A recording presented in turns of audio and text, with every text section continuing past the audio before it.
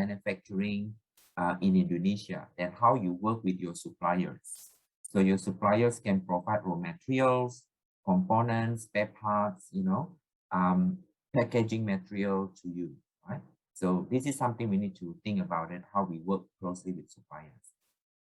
Purchasing procurement, artinya pembelian, transportasi, of course, ya, supply chain logistics. We need to know about transportation. And then inventory atau persediaan. And then bagaimana kita bisa memanage resiko, right? That may disrupt the supply chain. Jadi Chris juga mention about supply chain risk and uncertainty, supply chain disruption, right? So one of particular important we can learn how we manage risk and uncertainty, right? Even though for the during and post COVID-19. Okay, so and then we also can measure your business performance. You can measure your supply chain performance. And last, we have is ensuring sustainability, right? We're looking at people, profit, and planet. So sustainability, right? Triple bottom line, we look at economic, social, environmental impact. So you can see people, profit, and planet, right? So you can see sustainability supply chain. Now, logistics is a component of supply chain. So not do the other way around, right? So logistics is a component of supply chain. Right? So supply chain is the biggest, is a philosophy, and it has a different components of function.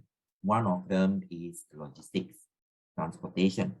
So management of the flow of material transportation activity to ensure the adequate customer service, as I mentioned before, at a reasonable cost, and to satisfy customer needs and expectation, and lead to efficiency in the supply chain performance. Now, I just want to give you an example, supply chain manufacturing. This is the integrated supply chain, upstream and downstream supply chain. So we look at end-to-end supply chain for cereal company. So like, for example, Kellogg cereal company. So if you look at cereal is a focal firm, and then you can see upstream. Di dalam upstream itu ada first tier, ada second tier, third tier, and fourth tier. First tier we have flour processor, corrugated manufacturer. The second tier ada farmer, ada plumber provider, chemical processor, and then the third tier of upstream supply chain we have forest and oil company. Now, di dalam supply chain ada upstream, ada downstream.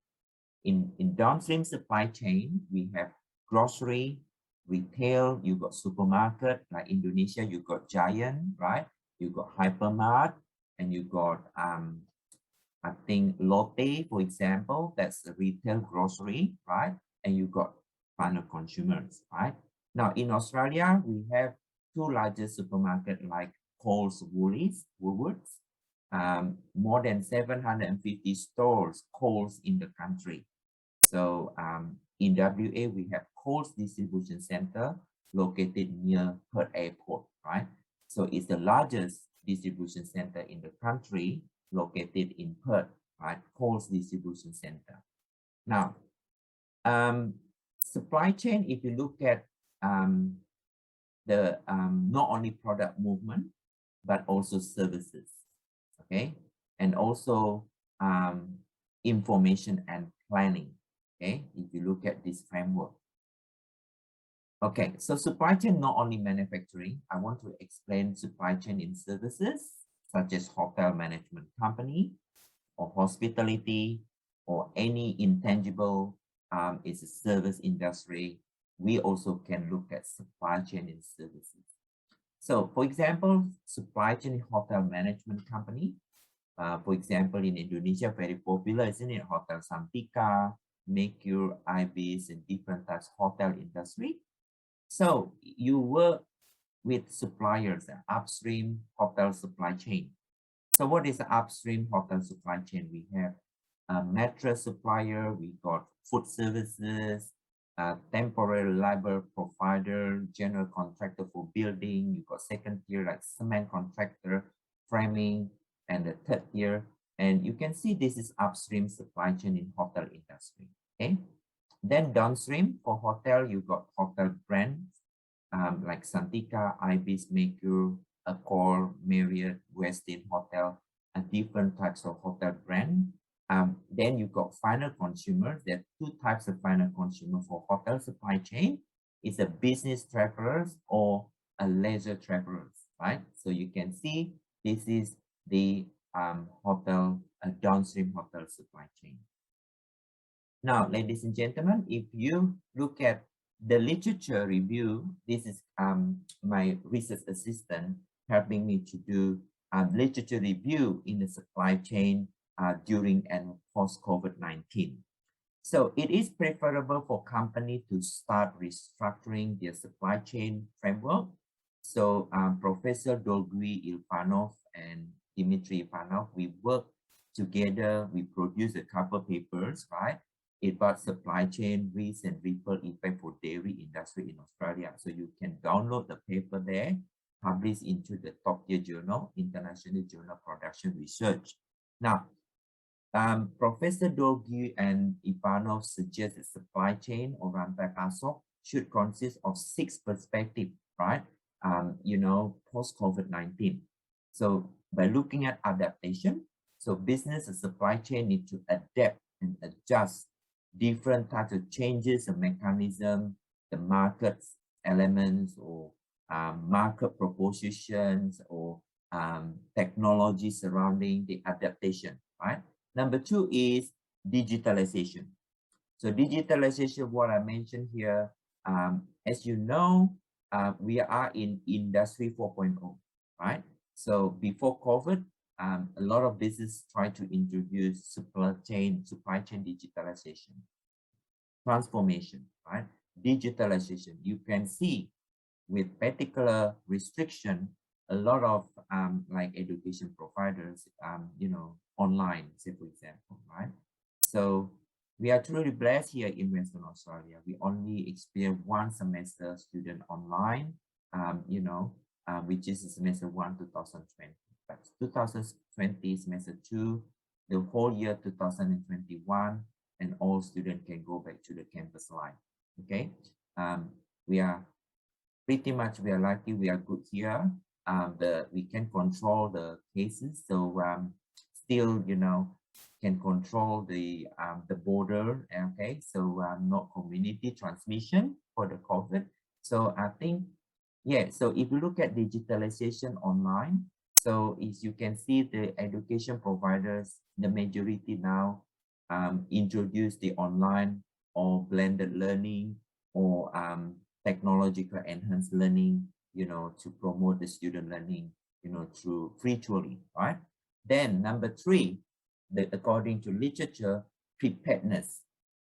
Are we prepared in terms of the new business model if something happened with the COVID-19 due to the regulation, the rules, or the borders, and the global trade operation restriction, transportation or logistic disruption, and this particular element we need to do preparedness. And number 4 is a recovery. Okay, so Chris also mentioned about supply chain recovery, risk and uncertainty. So he mentioned that in the interview, the video presentation. Now, one paper I mentioned before about ripple effect, that's one of the supply chain risk and uncertainty for Australia dairy. You'll be able to download the paper there, right? And then sustainability and the last one. Now, the action plans needed for post-COVID-19. As the world has changed ever since, in addition due to COVID-19 pandemic, many businesses have changed. Change in terms of their business model, maybe change in terms of their working style, in terms of many people working from home, and changing in terms of supply chain collaboration, right? So I give you example.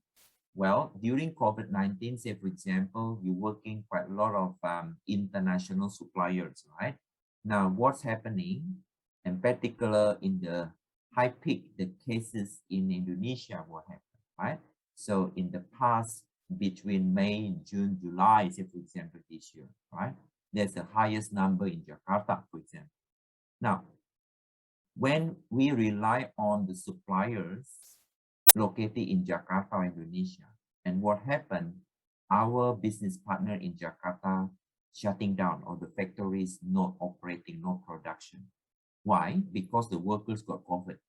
Okay, no production, they shutting, right? And then what happened? So we got problem in terms of the supply, maybe the raw material supply, or maybe the finished good supply. And indeed, that's what we can see in August or July. We can see many products from Indonesia as empty shelf, right? Majority in Asian groceries, right? So you can see, because what happened, we got problem with the supply because we import particular product from Indonesia, right? So this we call the supply chain disruption, right? Due to the suppliers, inventory, transportation, congestion, and logistic issue, right? Now, company have to prepare what action or plan for post-COVID-19. So, a lot of few papers now recently in the last 12 months suggested, according to literature, digitalization will help the company to boost its performance more while reducing operation costs to minimal level. And the second part is health and safety protocol, right? In Indonesia, what we call prokes, right? Before COVID, you can see people sometimes no bother with hand sanitizer, right? People sometimes, well, some countries like, still mask actually during flu or winter season.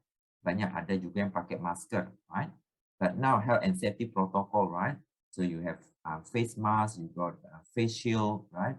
Double face mask, health and safety protocol, and restriction with the 2 square meters, right? With the 4 square meters or 1 square meters, because you need to have a social distancing, right? And it's very crucial in a post-COVID-19, right? Health and safety protocol. Not only to reduce the spread of the virus, it can also the company image, right? In terms of the safety in the workplace. Now, the next one is a new supply chain model. So before COVID and now post-COVID, you need to relook at and revisit your supply chain model, your business model, right?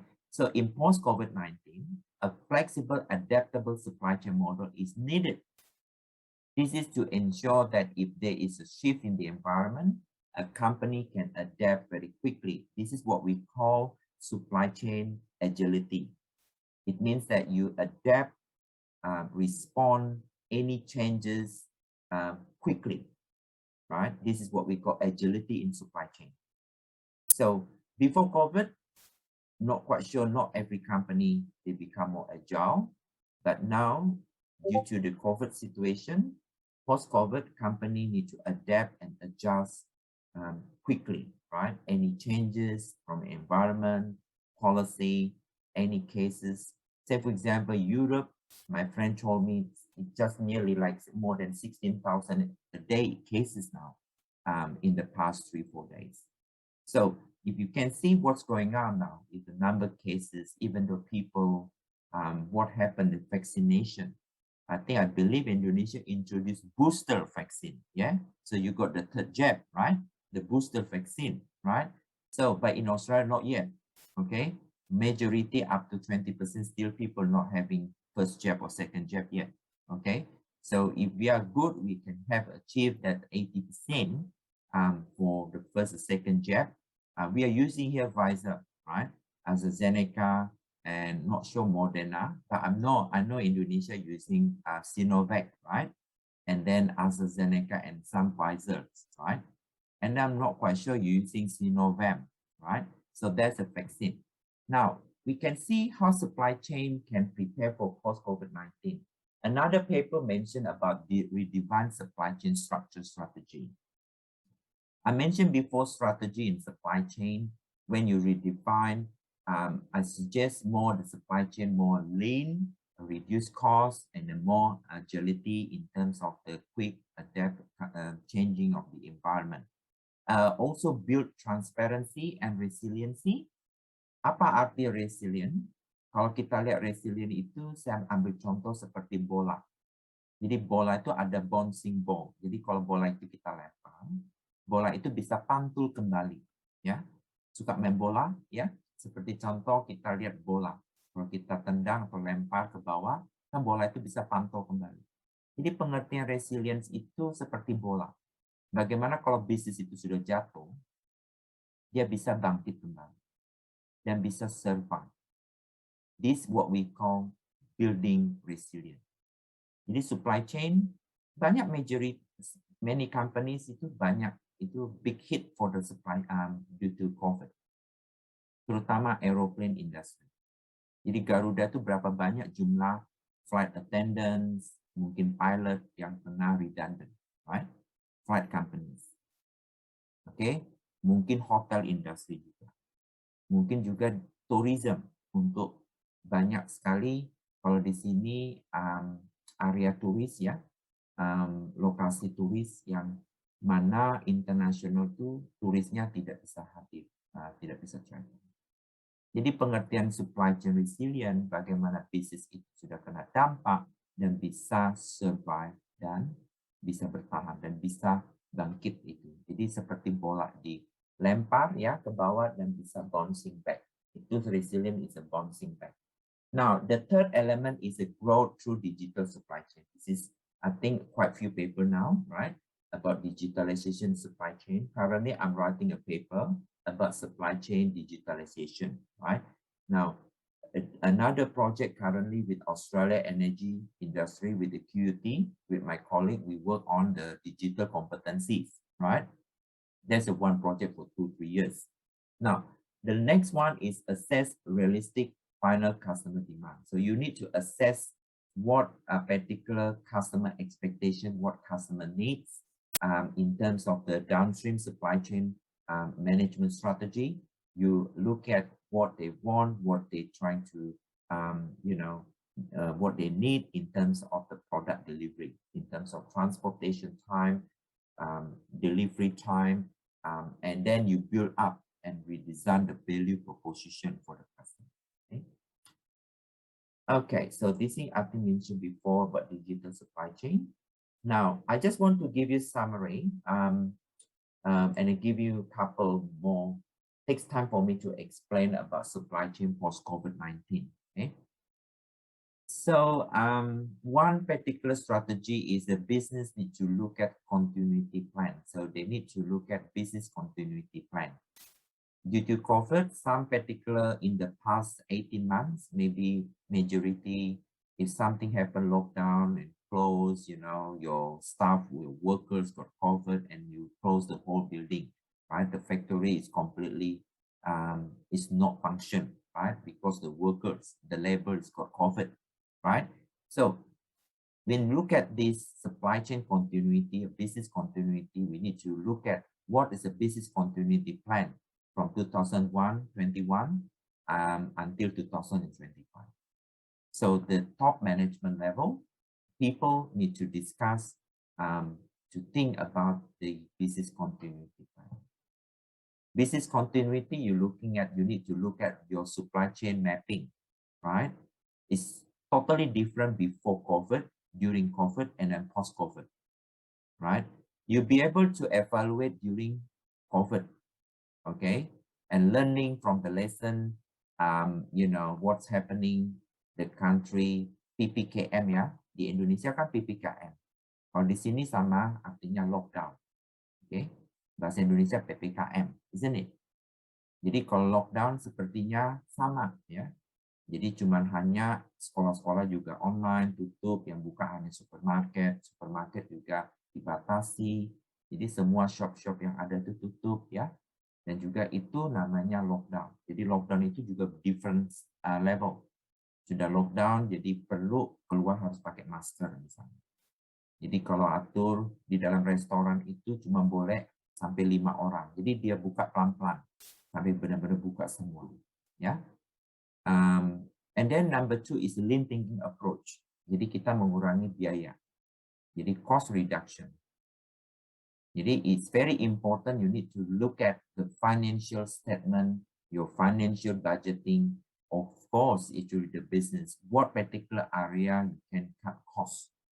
But again, make sure you really need to maintain customer expectation, customer service level. A lot of business sometimes they forgot, right? They just try to cut costs, but they just ignore, the customer value proposition, right? So it's a very important, you have to do balancing, cost reduction, as well as the value proposition for the customer point of view, right? So there's lean thinking approach, supply chain agility. I think I mentioned before, quick response to any changes, uncertainty.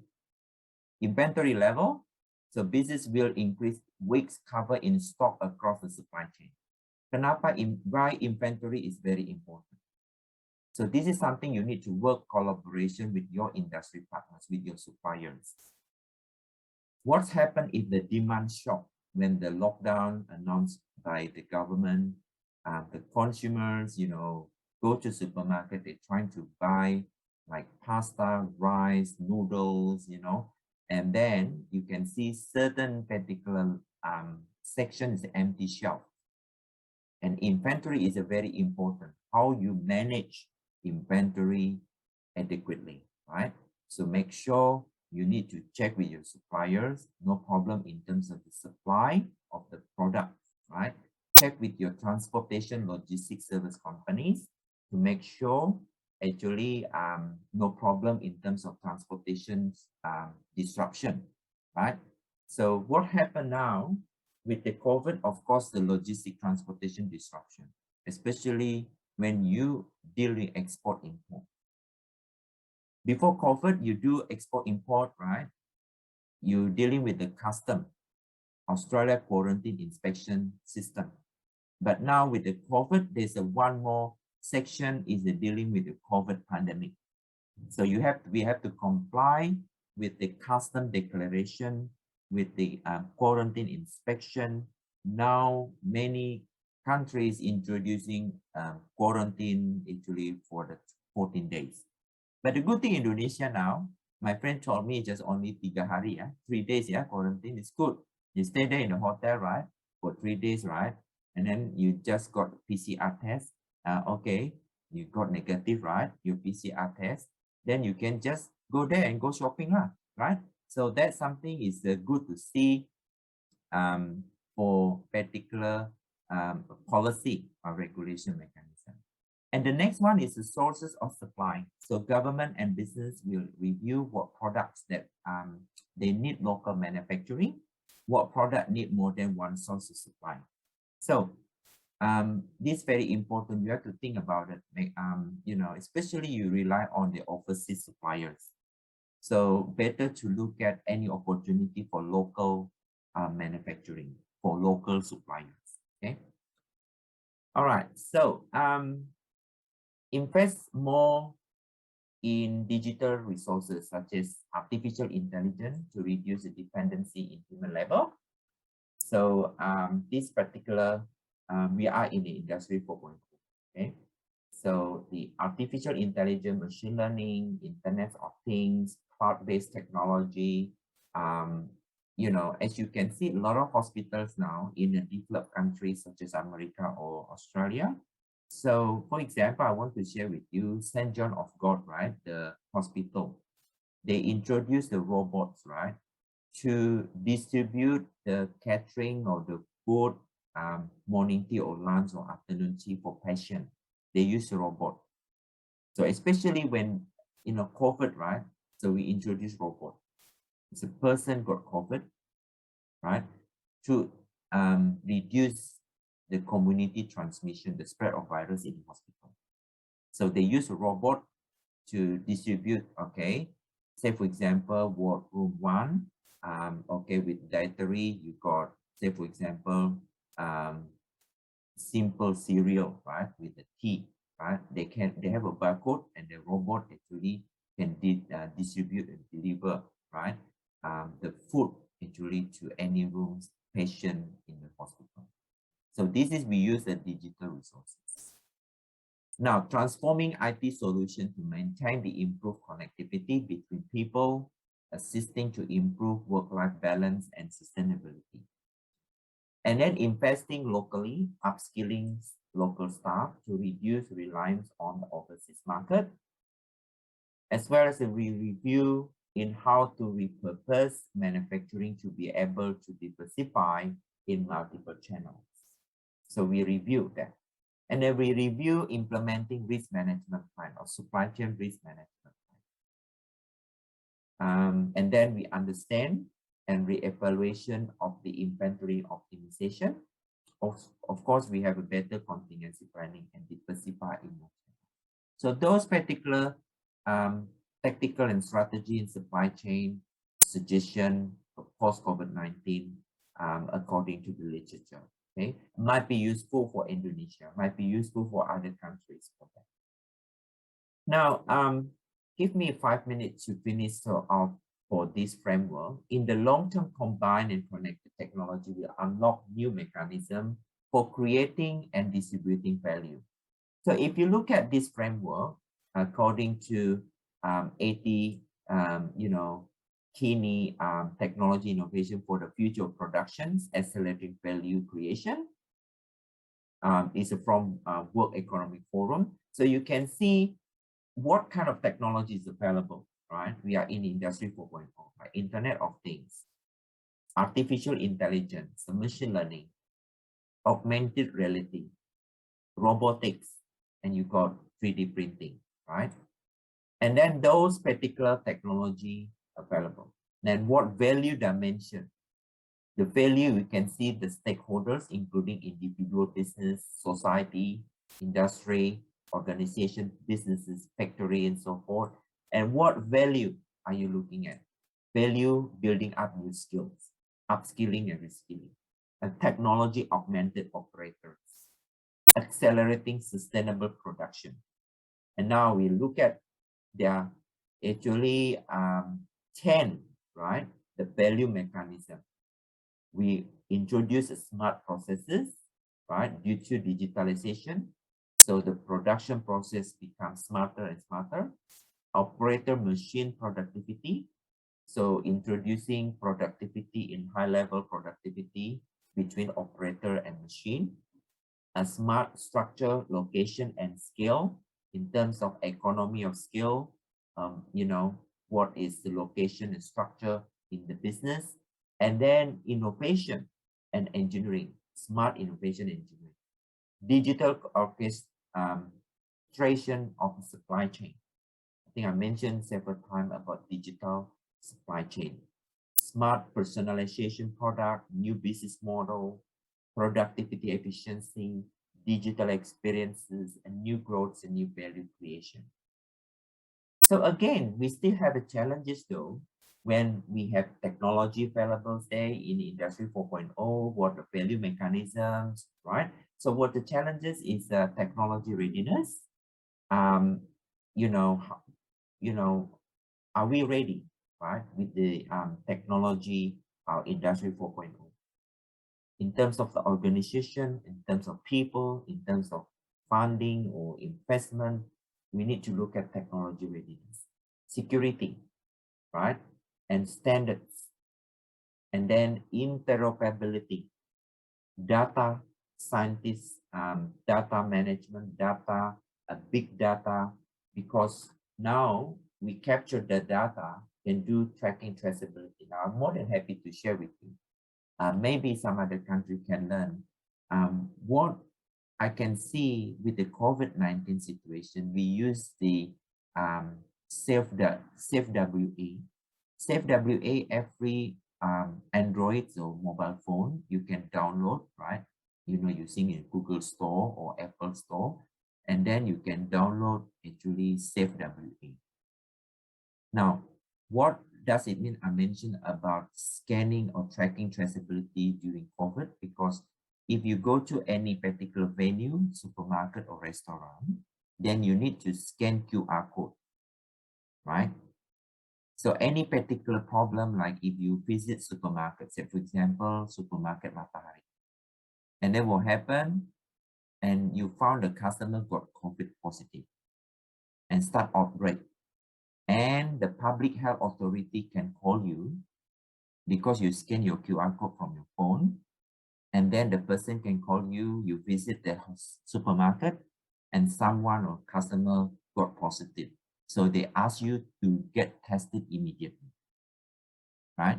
Because with the COVID, with the Safe WA, we scan QR code.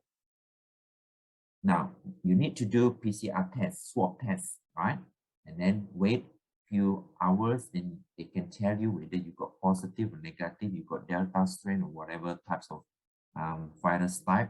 Then if you got positive, unfortunately, you have to be isolated 14 days, okay? Even though you need to wait the results comes up, you cannot go anywhere. If this police found you, you go somewhere, right? And you know, you did not follow the rule, you need to pay fine. Jadi dendanya cukup besar. Jadi kalau di handphone itu ada scan ya, QR code. Jadi di scan, kalau datang bunyi scan. Jadi data itu di capture. Jadi data di capture kalau ada yang orang, konsumen atau siapa yang di ruangan itu yang kena. Jadi kalian harus tes immediate. Jadi kalau kalian kena juga harus karantina. Sambil menunggu hasil juga di karantina. Kalau hasilnya negatif, oke, nggak apa-apa. Boleh berlanjut kembali. Jadi itu pengertian data yang big data, data management, tracking and traceability requirement using the technology, digitalization, using mobile devices. Okay. Now, change management, we have capability development. Okay, culture as well. All right, so we still have 1 or 2 minutes, and before for that, I'm more than happy to take more questions, feedback, a lot more discussion, right? So thank you very much indeed for listening, ladies and gentlemen. So any questions, so please ask, we still have more time. You can speak Bahasa Indonesia if you want to, but again, one requirement, when you ask question, I need to see you. I don't want to see only black screen, yeah? So, saya mau lihat semua video ditampakkan, kecuali internetnya problem, wifi-nya problem, nggak apa-apa. Tetapi karena during pandemic ini saya butuh interaksi, daripada saya melihat hanya black screen. Menurut saya, kalau hitam, saya nggak suka hitam ya. I don't like black color. So, I need to see your face. Oke? Okay? Mungkin kalian sampai breakfast makan nasi goreng, kemudian makan apa ya, nasi goreng Jawa, atau makan apa tuh yang enak sekali, ada makanan pagi di Jakarta ya, gorengan segala macam. It's very happy ya. I think I'm sure in Jakarta now is a green zone ya, zona hijau I think in Jakarta. Tapi kalau bisa coba adik-adik dan juga para dosen kalau nggak keberatan tolong ditunjukkan videonya. Kalau mau bertanya dan juga boleh tunjuk. Karena ini sekarang sesi interaksi dan sesi tanya jawab. Terima kasih, thank you very much indeed. All the best to you. Saya kembalikan kepada Ibu Dwinita dan Ibu Kristiana Farah. Thank you. Thank you very much, Professor G. You're welcome. Atas presentasinya. Sekarang saatnya untuk discussion. Ya, silakan mahasiswaku untuk open kamera. Ya, as Professor G explained in the presentation, COVID-19 pandemic become a very big challenge, ya, Professor. Ya, the effect for the procurement and until the delivery to consumer. Ya, mahasiswa bisa open kamera, kemudian ask question to Professor G. Atau Bapak Ibu dosen yang hadir di sini, ada Pak Aldi, Bu Lina, silakan. Bu Lina, Pak Aldi.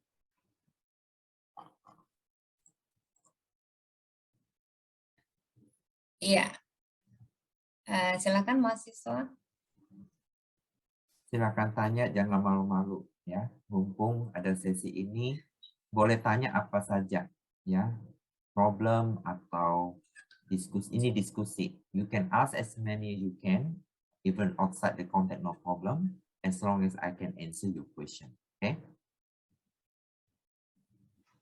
Bu Dunita, saya ada pertanyaan Ibu.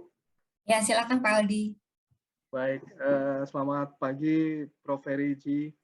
Very Pagi, insightful Pak atas presentasinya Pak. So, pertanyaan saya begini Pak Ferry.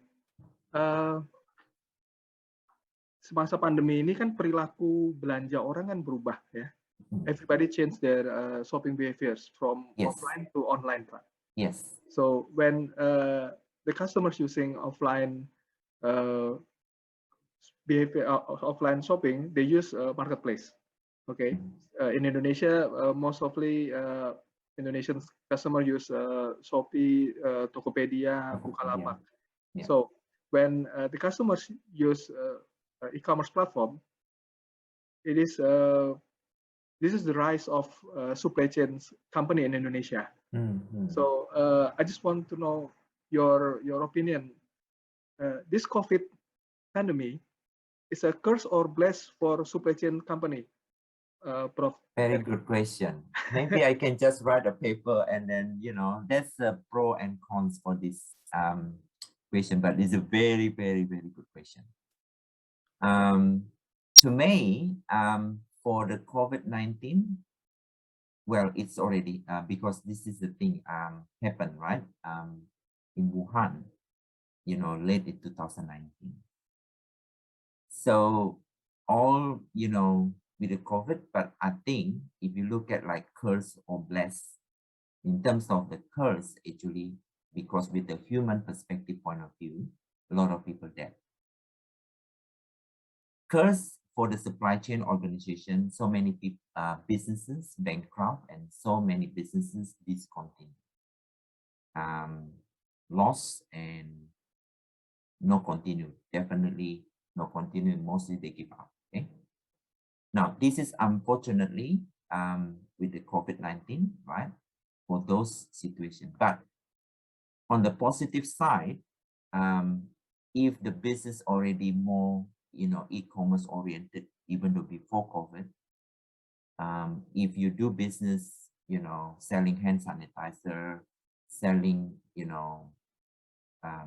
like the antibacterial wipes, food manufacturer or even food beverages, such as, alcohol, right? So they produce the hand sanitizer of masker, right?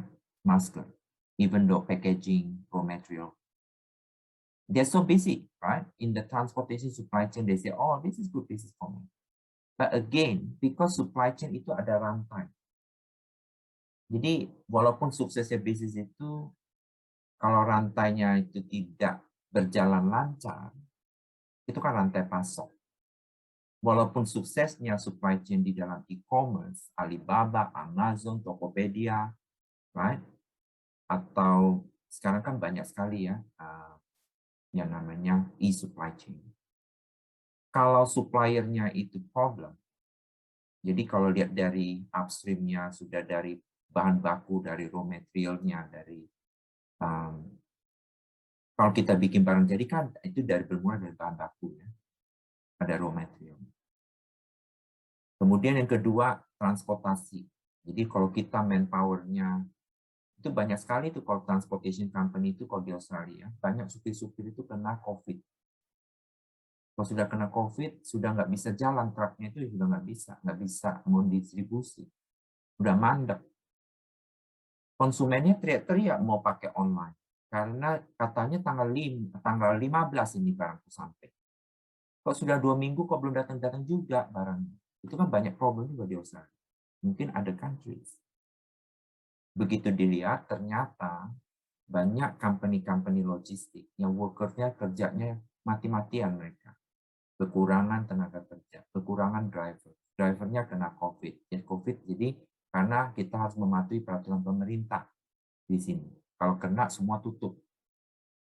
Buildingnya benar-benar di sanitize, maksudnya benar-benar supaya jangan benar-benar di sini ada protokolnya. Kalau ada semua building benar-benar dikosongin, benar-benar nggak kerja sama sekali, tunggu sampai dites benar-benar oke, dan people can go to work.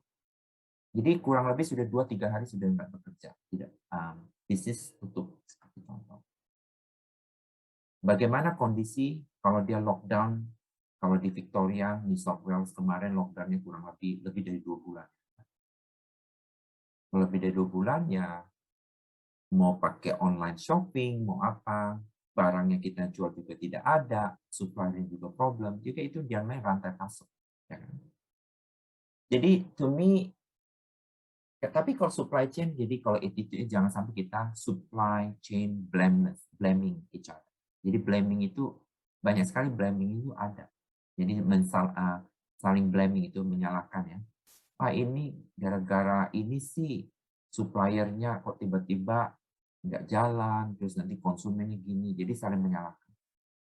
Nah, that attitude we need to remove that. If we want to maintain good relationship with suppliers, if we want to maintain good relationship with your business partners. So the end of the day, when you do business, customer, your business partners looking after you. Okay. And then the final thing, there's no particular ego in business, in supply chain business. I think selfishness in the supply chain business is not good because so many business sometimes, okay, saya lah yang sukses saat ini karena saya memproduksi masker, memproduksi hand sanitizer. Jadi dia itu ego, sudah mulai ego. Kesombongan, arogan. Nah, kesombongan arogan itu tidak akan lari. Banyak sekali contoh ya di negara-negara. Jadi dia mau super maju kayak atau apa, di end of the day, money cannot solve the problem. Okay. So many, I mentioned to all my friends. My friend, they're all in US and some of them in UK. And now I know you're very rich, right? I've spoken to them. You're very rich. And then they complain, right? Oh, because COVID now, my money nearly 27,000 for the, first class cruise. Ada cruise ya, ada cruise itu. Jadi mereka itu sudah book ya cruise, mau berangkat misalnya keliling dunia atau kemana pakai duitnya 27.000 US dollar atau konseling. Kita juga nggak bisa kemana-mana. Ya. Mau kayak apapun, mau gimana juga nggak bisa. Now, at this moment, with the COVID, even though during or post-COVID, because I messaged to WHO already atau FAO, United Nations. I said to other countries, virus still here. COVID-19 is not over yet.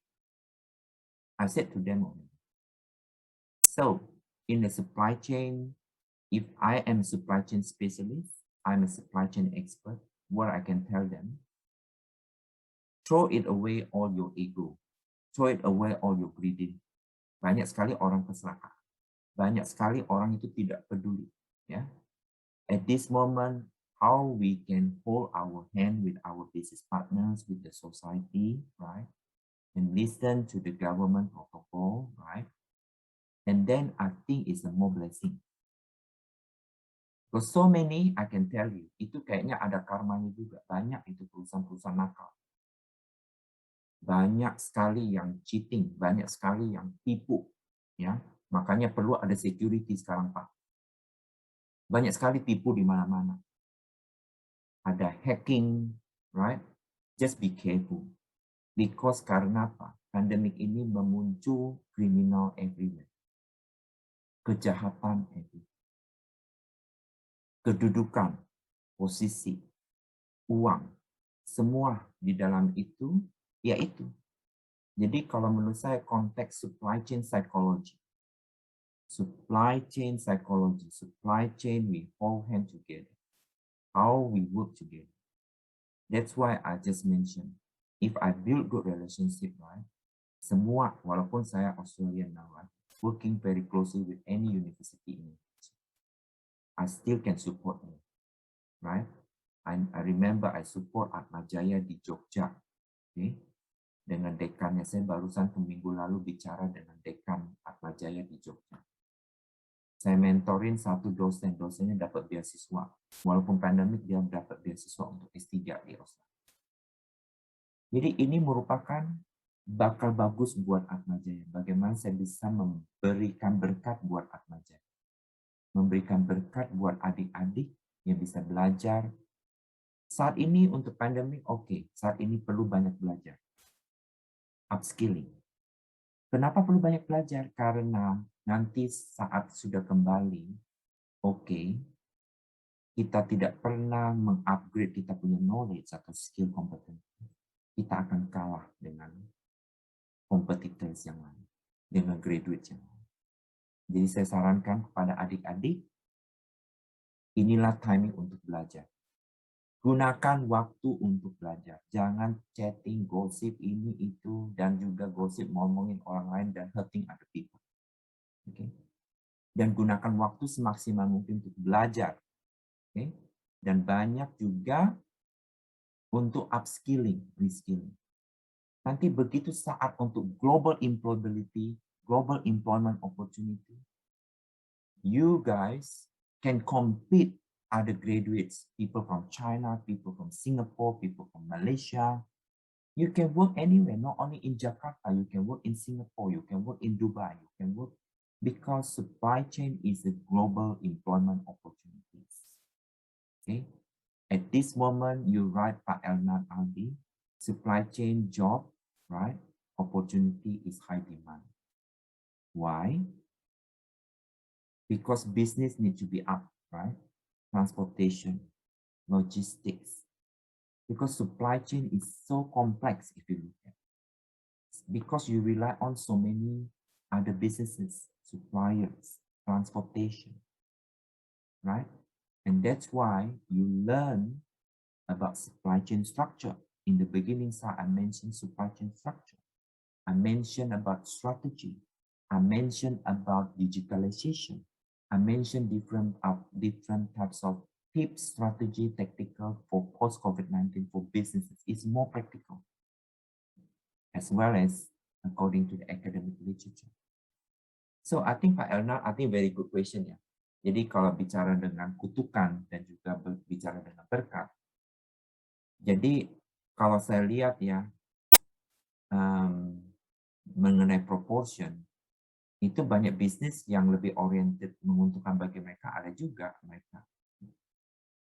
Dan juga the positive side, jadi mereka yang suka sering travel, this is the good time for them to sit down with the whole family and then more closer with the family. Tapi ada juga yang problem, family-nya ada di mana, sayanya ada di mana. Kayak saya punya international student, PhD student saya dari South Africa, dari Ghana. Dia ambil PhD scholarship sini, rencana istrinya mau datang sama-sama, ternyata bordernya masih tutup. Sudah 2 tahun, hampir 2 tahun belum ketemu istrinya.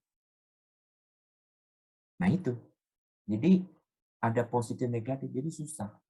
Dan tapi kembali itu dari COVID menyerang kematian dan juga itu ya itu karena itu sudah terjadi. The only thing is really how we make strong, then bisa survive dan juga humble, okay? Dan juga harus remove ego karena ya itu. Dan juga karena COVID ini juga bisa merusak mentalitas orang.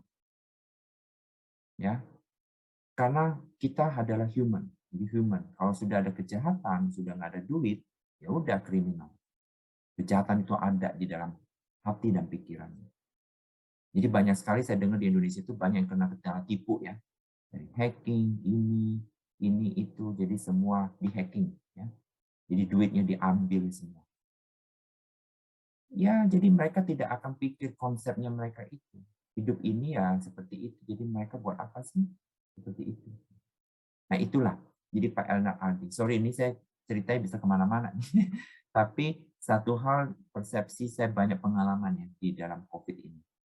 Karena saya banyak memberikan juga pengetahuan dan juga memberikan sharing kepada business owner, CEO, government, students, staff, academic scholars.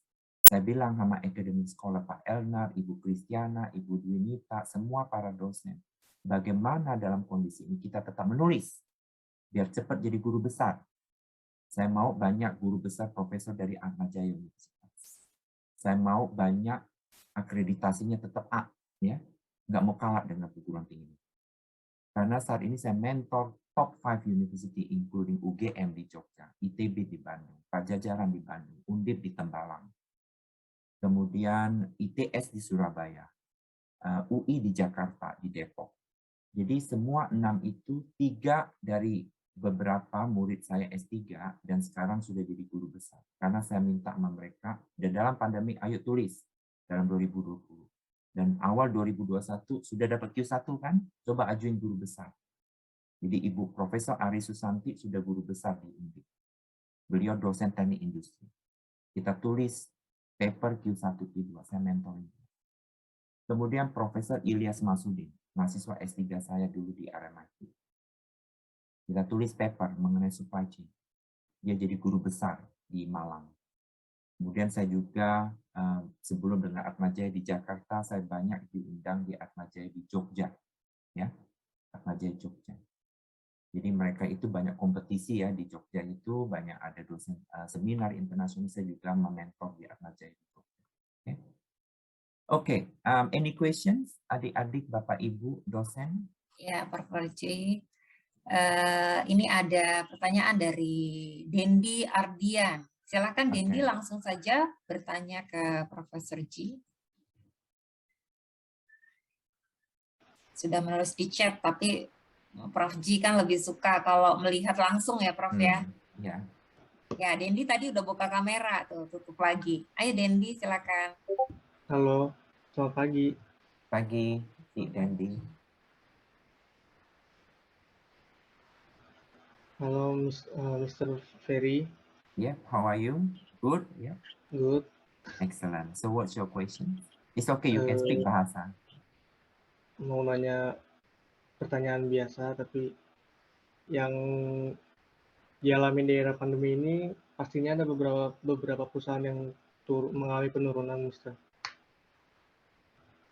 Dan yang kita tahu juga persediaan cenderung lebih tinggi pada awal tahap suatu proses manufaktur. Saya mau nanya, apa ada pengaruhnya terhadap pelaksanaan SCM atau supply chain management? Terima kasih. Ya,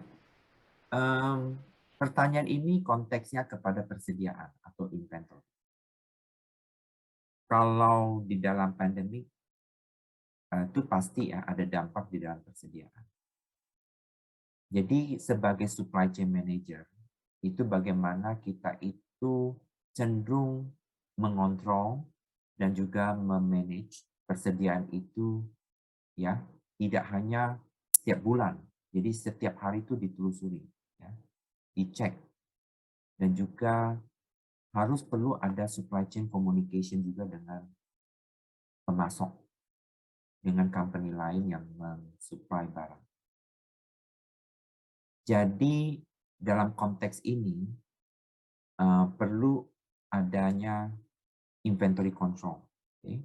Jadi kalau awalnya sebelum COVID itu persediaan looks okay. Jadi kalau untuk fashion kan jadi problem ya, karena konsumennya aja sekarang lebih cenderung pikir untuk sembako ya, bahan makanan segala macam. Jadi untuk company yang luxury, branded like jewelry, so something like fashion, itu banyak penurunan sekali karena penjualan mereka menurun. Nah, dalam kondisi penjualan menurun ini, mereka lebih cenderung bagaimana bisa meng-cutting cost mereka, dan mungkin mereka harus mendesain pola pasar mereka bisa jual online dan juga jual offline. Jadi target market mereka harus di-expand. Dan yang kedua, dari marketing point of view, kalau kita bicara mengenai cost accounting, kalau kita belajar mengenai profit itu adanya sales revenue minus cost kan. Jadi kalau kita lihat mungkin tingkat profit marginnya itu kita turun nggak apa-apa, yang penting asal kita survive. Karena kalau profitnya maunya 25%, 30%, mau 50% enggak, doesn't help for the untuk COVID, untuk pandemi. Jadi kita harus meninjau dan merevisi, kira-kira melihat kembali kira-kira tingkat presentasi dari profit margin itu di dalam perusahaan itu kita harus tinjau ulang. Dan kita harus tinjau ulang kira-kira cost reduction strateginya. Nah, kalau persediaan itu terus ya jadi problem, supplier pemasoknya tidak bisa tahan, ya harus cari supplier atau pemasok yang baru yang lain. Jadi harus do market research, do browsing. Okay. Karena supply chain ini berkaitan dengan rantai. Jadi rantai itu tidak bisa putus. Rantai. Barang itu dari sini, barang itu sampai ke konsumen. Nah, semua persediaan itu kan berkaitan satu sama lain. Rantai di dalam retail, rantai di dalam manufaktur, kemudian persediaan juga di dalam pemasok atau supplier. Kita harus lihat itu. Karena ada satu permasalahannya itu, persediaannya dari supplier atau pemasok, kita juga dapat permasalahan. Karena apa? Karena kita bergantung kepada supplier itu. Ya, jadi perlu adanya supply chain communication and supply chain collaboration. Kita harus mereduce, artinya kita jangan sampai ke efek ke bullwhip. Bullwhip itu artinya kalau rantainya itu putus dan satu permasalahan itu dan kita tidak bisa memecahkan permasalahan bersama-sama, jadi problem kita di company. Jadi kalau kita lihat supply chain sangat kompleks loh. Apalagi kita melakukan e-business, e-commerce. Kita jual barang, ya, jual barang, tetapi pemasoknya tidak pernah komunikasi. Tiba-tiba barang yang kita jual, loh, kok tiba-tiba habis? Nah, mau pesan nggak ada lagi. Nah, akhirnya kita mau mesti balikin duit, refund ke customer, ya. Ya, seperti itu. Jadi inventory control itu perlu punya ada skill dan knowledge. Makanya saya mungkin minggu depan saya memberikan inventory workshop, yaitu persediaan workshop untuk bagaimana semua banyakkan manajer persediaan dari perusahaan-perusahaan itu mau banyak belajar strateginya gimana. Sampai saya tuh kasih case study-nya buat. Okay. Hopefully I answer your question, Dendi, Ardian. Terima kasih, Mr. Ferry. Sama-sama, you're welcome. Ya, terima kasih Dendi, terima kasih Profesor Ji. Jadi di satu sisi kita harus bisa mengantisipasi ya kalau ada permintaan yang besar dari customer ya. Jadi mungkin tadi Dendi bertanya apakah perusahaan harus membuat inventory persediaan yang besar ya di masa after COVID ini, tapi di satu sisi juga harus menekan cost ya, di mana inventory itu kan memberikan cost yang besar juga. Semakin banyak inventory, semakin besar juga cost untuk inventory ya. Oke, baik, terima kasih. Ada pertanyaan lagi? Mungkin Ivan Agustinus mau bertanya, tadi kelihatannya, oh Bintang Teresia. Silakan Bintang, open kamera.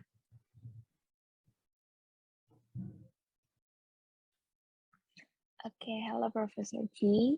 Hello, mungkin aku pakai bahasa Indonesia aja kali ya. Ya, no problem. Oke, aku mau tanya, seperti yang kita tahu, kalau supply chain itu adalah sebuah rantai, jadi punya ketergantungan satu sama lain dari semua aspek elemennya. Nah, COVID-19 ini membuat supplier itu harus menaikkan harga ya, harus menaikkan cost-nya untuk inventory-nya, karena berbagai macam faktor, mungkin seperti yang tadi Dendi jelasin juga salah satu faktornya. Nah, dari bahan yang mahal, itu membuat harga jual nanti saat ke customer akan jadi semakin meningkat pula dong. Akan mempengaruhi harga jualnya juga.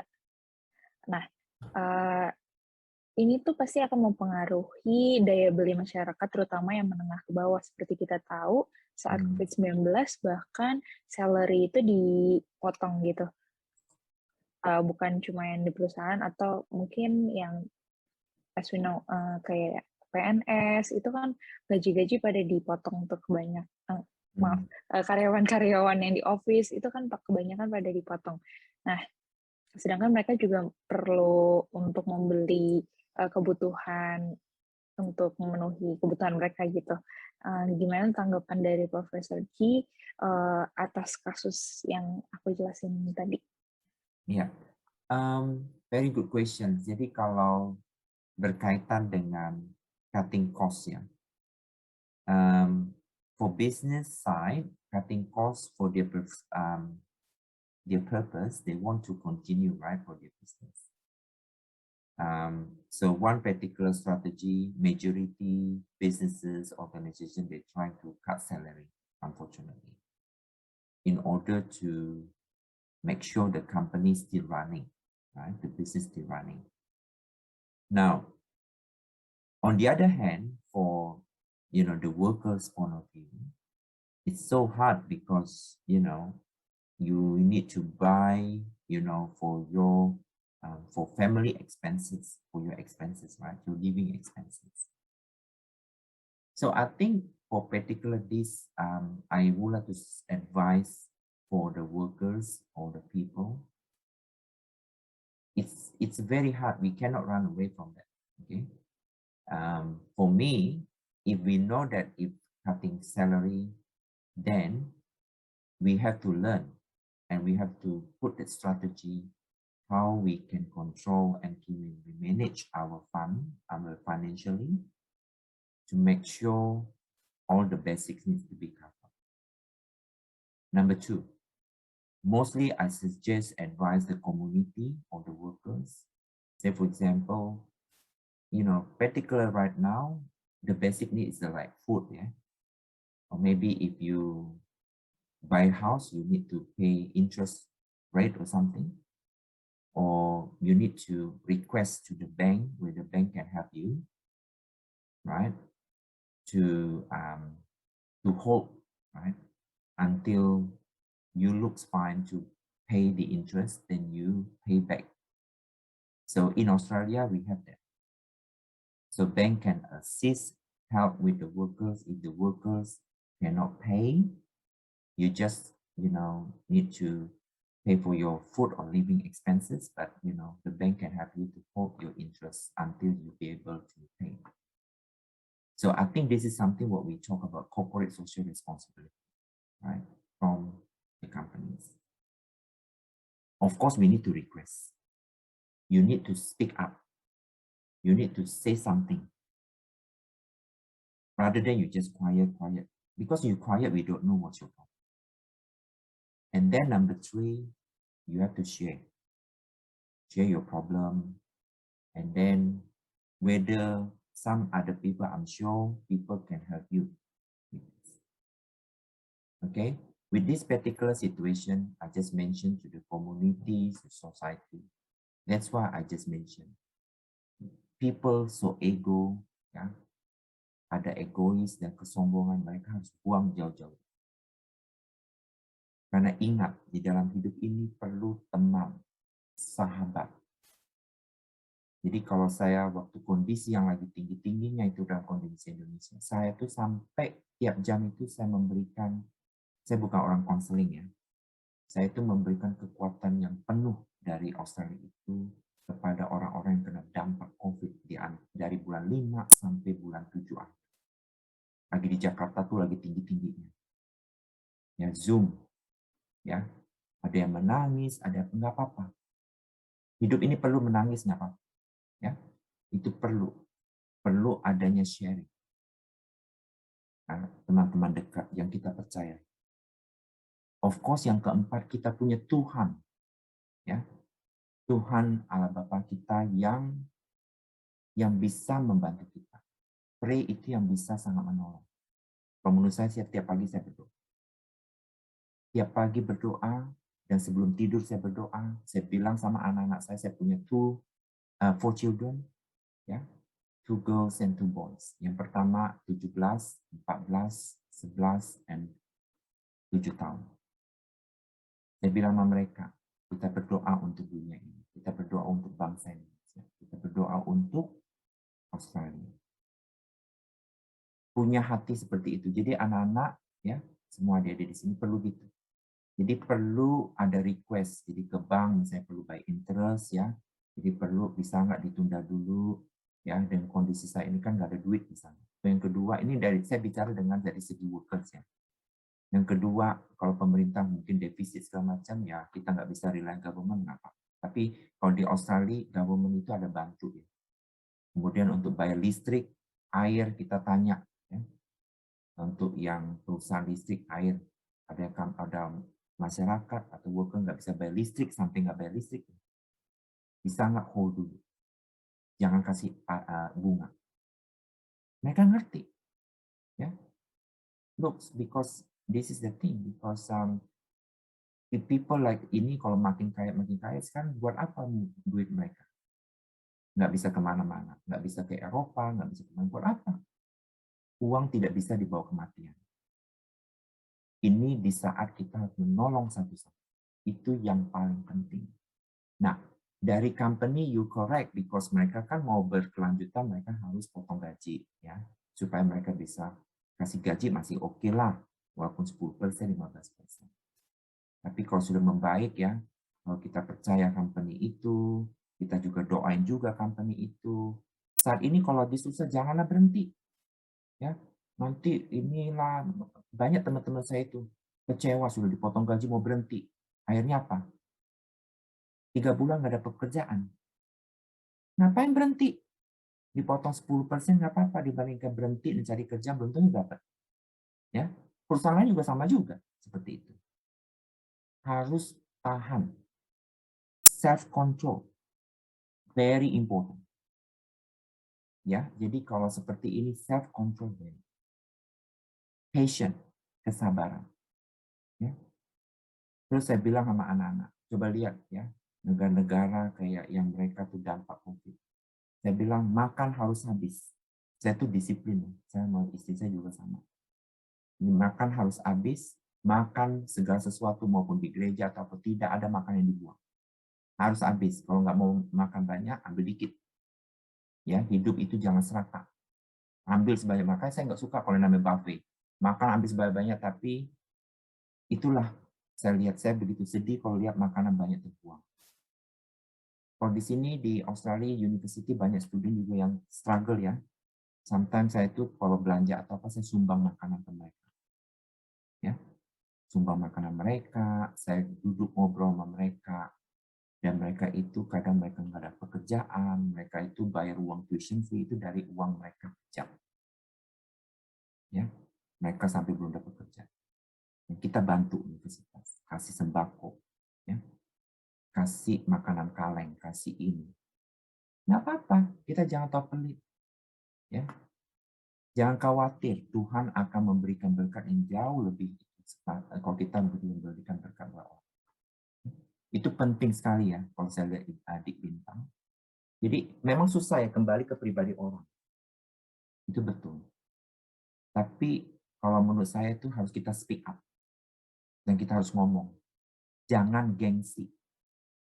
Ya. Teman saya kalau bilang, jangan gengsi, no problem. Ngomong aja, saya kasih bantu. Mau perlu apa, misalnya saya bantu doa, saya bantu. Mau perlu misalnya, aduh saya misalnya ini, ya kamu tolong ngomong sama Bank BCA, ngomong sama Bank Niaga. Coba ngomong, ini untuk bayar rumah, tunggakan misalnya atau bayar kos gimana. Yang ngomong. Nanti kalau ibu kosnya atau pak kosnya bilang, ini saya juga nggak ada duit nih, yang mereka harus mengerti dong kondisi seperti itu. Dan yang berikutnya, kalau saya lihat, workers itu harus mencari peluang ya. Di bintang, kalau kondisi seperti ini, kita harus mencari peluang. Cari kesempatan.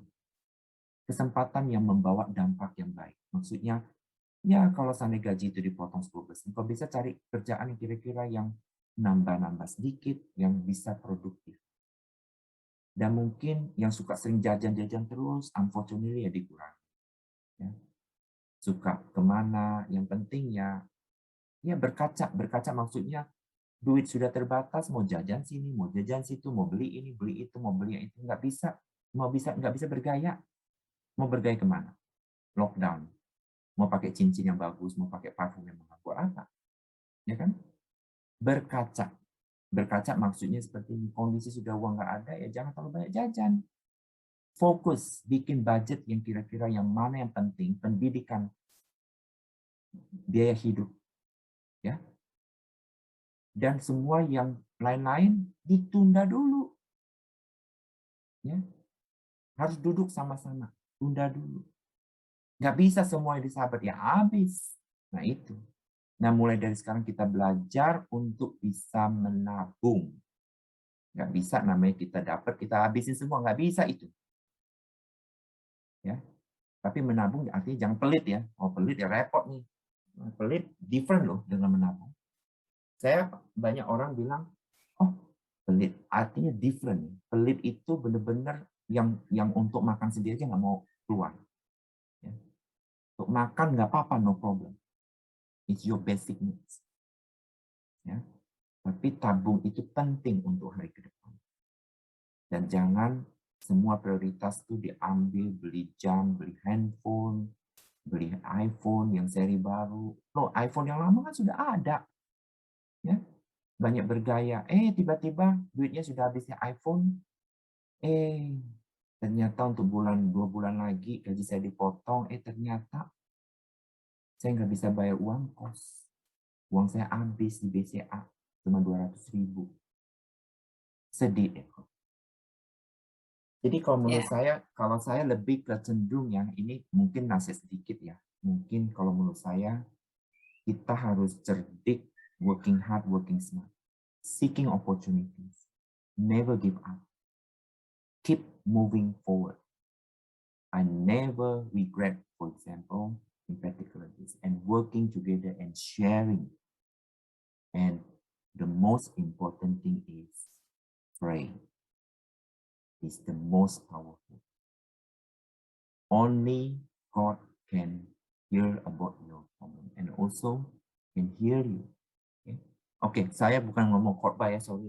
Nanti takutnya khotbah dong Ibu Dwi ini. Thank you. Saya kan supply chain expert, saya bukan pendeta, bukan romo. Ya, Prof, masih ada satu pertanyaan lagi nih dari Axel Surya. Masih bisa ya Prof ya waktunya. Silakan Axel. Hello Axel, how are you today? I'm fine. Super good actually. Saya mau bertanya. Berarti dengan perusahaan membantu karyawannya, kita sama saja membantu supply chain di dunia ini dong ya, berarti. Apakah itu benar? Oke, jadi pertanyaan membantu supply chain dunia, is that your question? Ya. Oke. Alright, so kalau kita bicara mengenai supply chain rantai pasok itu, jadi tidak hanya bicara kepada domestik atau lokal.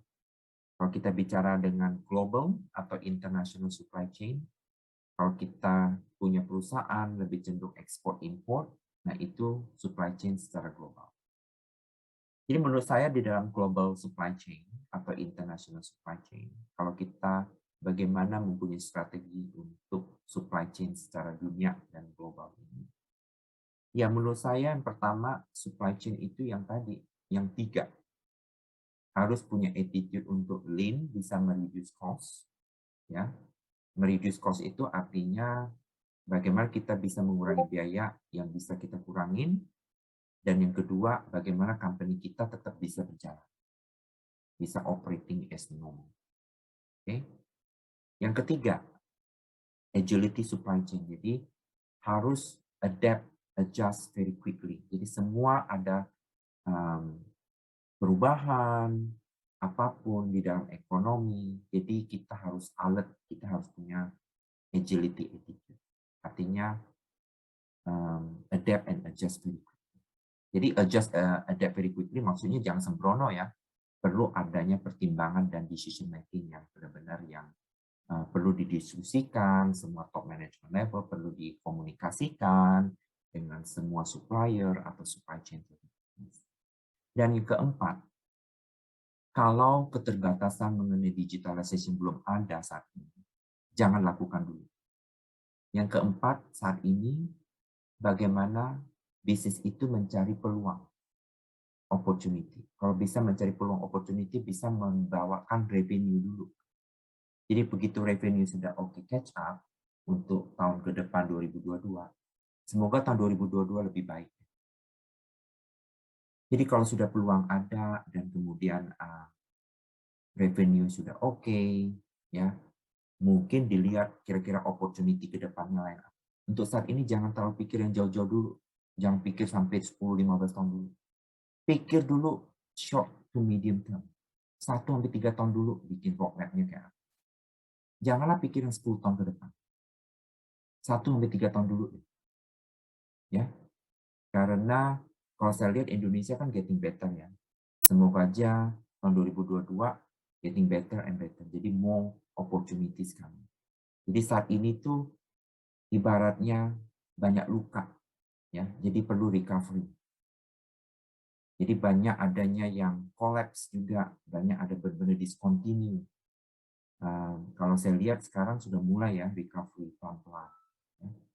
Nah, kalau kita lihat kan kalau orang yang sakit kan speedy recovery. Tapi kalau supply chain ini speedy recovery nggak bisa terlalu cepat. Bertahap tetapi punya high expectation dan punya standar dan quality juga. Kalau speedy recovery tepat-tepat kayak gitu ya, tetapi tidak punya arah ya percuma. Jadi problem kan. Ya. Jadi di Excel, jadi itulah elemen saya kira untuk 1-2 tahun ke depan. Mungkin sampai tahun 2025 paling jauh. Karena kalau pikir sampai 2030 terlalu jauh itu. Saya nggak tahu nanti ini setelah Delta ada apa lagi. Ya. Kita nggak tahu. Dulu saya pikir alfa doang. Ya.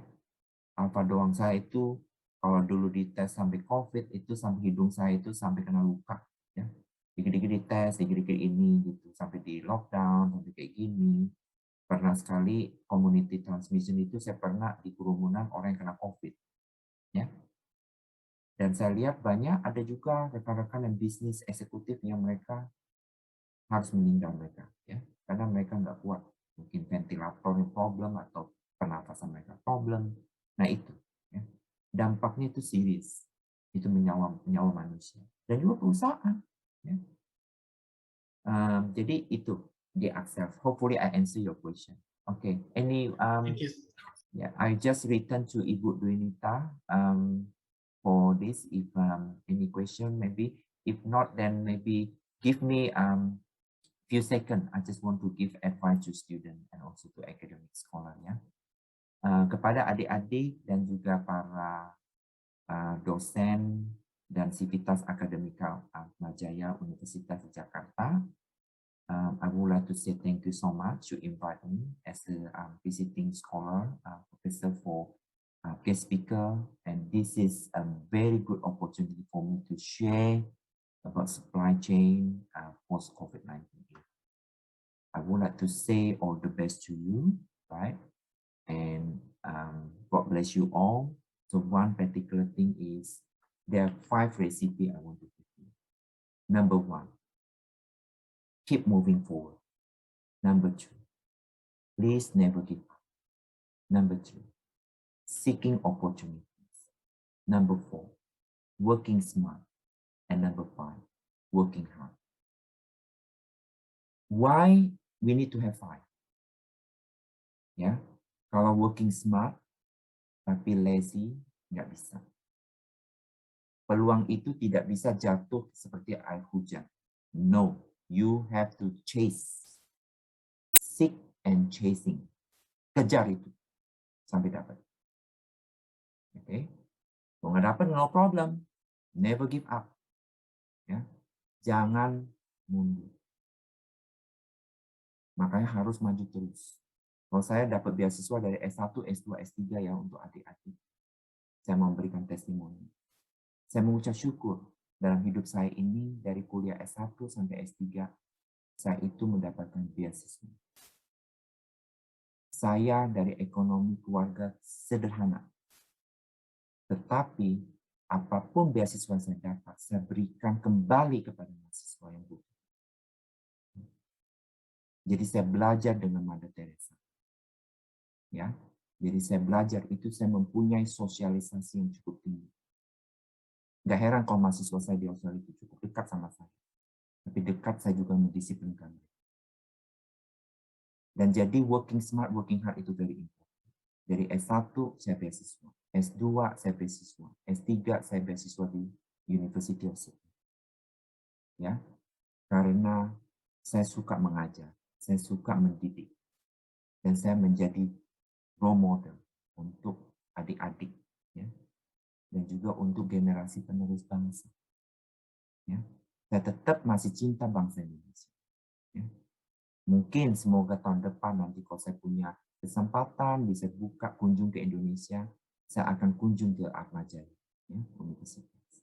Dan juga saya cukup dekat ya sama UPH, Ukrida, Atmajaya, kemudian sama Universitas Binus, ya, 4 universitas swasta itu sudah langganan. Jadi saya mengucapkan terima kasih, thank you so much Ibu Christina Farah, and then Ibu Dwinita, ya, kita bisa nulis bersama ya, cepat guru besar, sukses untuk research dan juga teaching, ya, sukses selalu untuk Atmajaya. Tuhan berkati. Terima kasih. Yeah. Thank you very much, Professor Ferry G, for your presentation, discussion, and for your sharing for us today. Kita mendapatkan banyak knowledge ya hari ini mengenai supply chain management, juga kita mendapatkan banyak insight ya mengenai bagaimana kita bisa bangkit after pandemi ini ya, Profesor. Kita harus terus semangat begitu ya, dan untuk para mahasiswa juga meningkatkan skill ya, karena tantangan ke depannya akan lebih besar lagi ya setelah pandemi ini untuk di dalam pekerjaan nanti. Thank you very much, Professor G, and we provide an e-certificate for you. Thank you. Pak Adit, silakan. Ya, terima kasih Profesor Ferry G atas hari ini yang sudah banyak memberikan wawasan untuk kami semua. You're welcome. Thank you so much. So see you soon and keep in touch. So I send you the chatting box, my WhatsApp, so my email. So any questions, feel free. So more than happy to have more conversations. Okay, Yeah, thank you so much. Bye-bye. Prof. G. Thank you, Prof. G. Selamat pagi, teman-teman semuanya. Tetap sehat. Morning, selamat pagi. Terima kasih, Bu Dini. Terima kasih, Bu Farah. Terima kasih para mahasiswa yang sudah hadir pada hari ini, juga kepada Bapak Ibu dosen. Terima kasih. Selamat pagi, selamat beraktivitas lagi. Selamat pagi.